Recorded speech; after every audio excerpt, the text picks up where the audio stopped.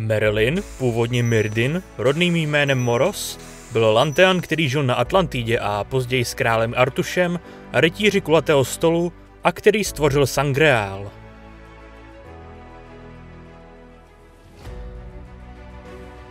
Když Merlin žil na Atlantidě, byl známý jako Moros a během války s Wraithy sloužil jako nejvyšší radní Rady Atlantidy.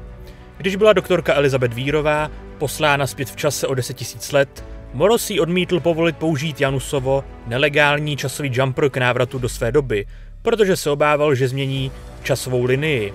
Důrazně pokáral Janus za to, že experimenty s technologií pro testování časem vůbec prováděl. Když se k Lanteji přiblížila Wraithská flotila, vydal Antikum poslední rozkaz k evakuaci na Zemi. Po příchodu na Zemi se Moros uchýlil do ústraní, kde meditoval a nakonec se povznesl. Během povznesení však dospěl k závěru, že Oriajové jsou příliš velkou hrozbou, než aby je mohl ignorovat. Sám se vrátil na nižší úroveň, přičemž si zachoval všechny své povznesené znalosti a ponechal si mnoho schopností blízkých povznesení. Během pobytu na Zemi svěřil svá tajemství králi Artuši a několika jeho vznešeným mužům. Tím mu začali říkat Myrdin, zatímco Merlin je pozdější variantou tohoto jména. Pod Glastonbury vybudoval jeskyni Avalon, kde ukryl také mnoho pokladů a vybavil jí zkouškami pro určení hodnosti a transportními kruhy pro přístup. Na Zemi Merlin použil své zařízení na fázový posun, aby před ostatními skryl svou práci na protiorajské zbrani, později nazvané Sangreal. Jiní se obávali, že by sestrojení zbraně schopné zničit povznesené bytosti mohlo být použito proti nim, a proto vyslali jeho dávného rivala Ganose Lala, později známého jako Morgan Le Fay, aby ho hlídala a v případě potřeby zastavila. Nakonec Merlin zbraň dokončil a přenesl ji na Camelot. V určitém okamžiku Morgan zbraň zničil, ale uvědomila si, že Merlin měl pravdu a místo, aby ho zabila, zajala ho. Pro případ, že by se Oriajové někdy v budoucnu stali hrozbou, uložila Morgan Merlina do stáze v tajném planetárním okruhu, aby mohl jednoho dne zbraň obnovit, kdyby to bylo někdy nutné.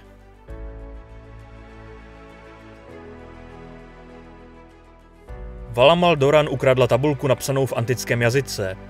Deska vyprávěla o neuvěřitelném pokladu ukrytém na Zemi a muž, který ji vyril, se jmenoval Myrdin.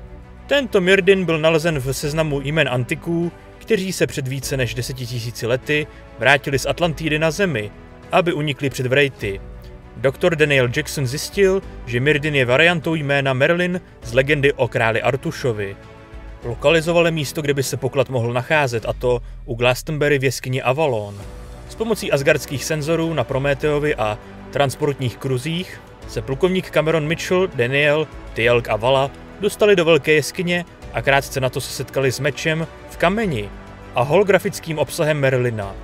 Hologram předal rytířům kulatého stolu své poselství.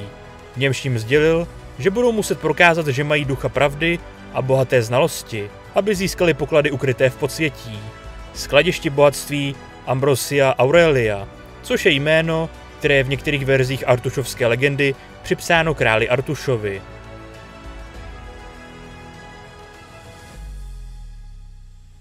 O několik měsíců později se velitelství Hvězdné brány dozvědělo o účelu trezoru. Merlin v něm ukrýval svůj výzkum Sangrealu, zbraně určené ke zničení síly povznesené bytosti. Aby Merlin svůj výzkum skryl před Antiky i Oriaji, přesunul se pomocí Artušova pláště do jiné dimenze a pokračoval ve výzkumu na Camelotu.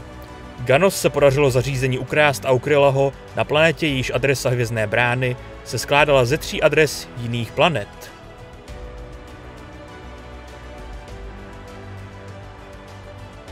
Později se však ukázalo, že Morgan Le Fay zničila Sangreal a Merlina uvedla do stáze.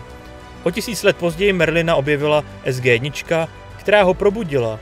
Souhlasil s vytvořením dalšího Sangrealu, ale jeho tělo se během stáze příliš poškodilo. Protože věděl, že nemá dostatek času, stáhl Merlin svou mysl do jednoho ze skladišť vědomostí antiků a doufal, že ji někdo z týmu SG-1 využije, což se doktoru Danielu Jacksonovi podařilo.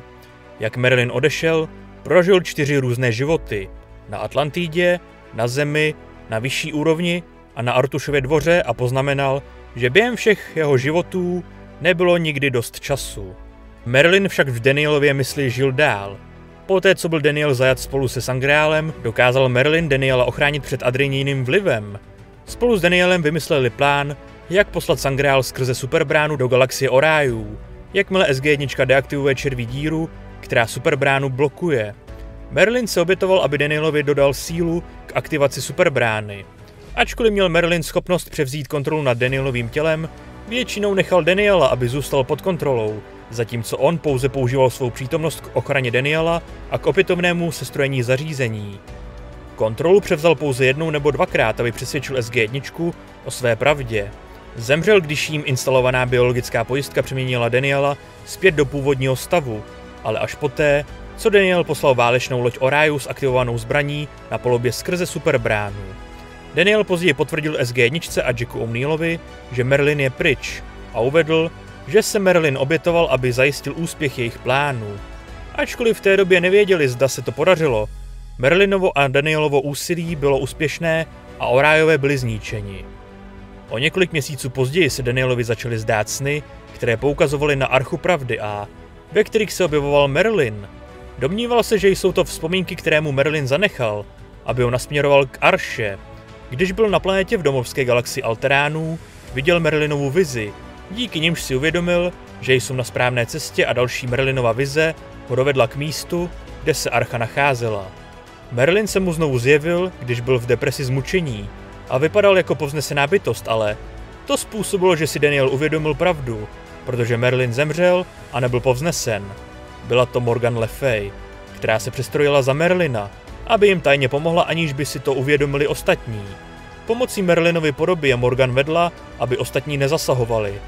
Vysvětlila, že ačkoliv se kdysi s Merlinem kvůli Orium nepohodla, uvěřila, že její starý rival měl pravdu a dělala, co mohla, aby mu pomohla dokončit jeho dílo.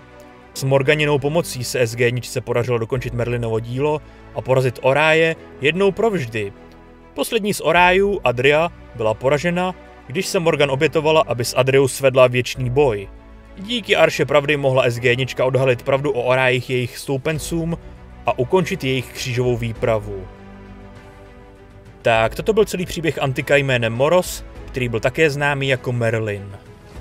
Jinak díky moc za sledování, za podporu, ať už v podobě lajku, dislajku, odběru se zvonkem, komentáře, sdílení či finanční podpory na Patreonu, YouTube členství nebo donatu. Vpravo nahoře budete mít kartu k playlistu zahrnující videa z celé této série. V popisku pod videem máte odkazy na sociální sítě, kam denně dávám info o dalších videích, streamech a dalších zajímavých věciček. Ještě jednou díky moc, že mě sledujete, uvidíme se u dalších teorií, lore nebo na nějakém livestreamu a do té doby dělejte to, co vás baví, bez ohledu na to, co vám kdo říká. A teď už speciální poděkování patronům na Patreonu a také YouTube členům, kteří podporují chod a nezávislou produkci tohoto kanálu. Mějte se a někdy příště.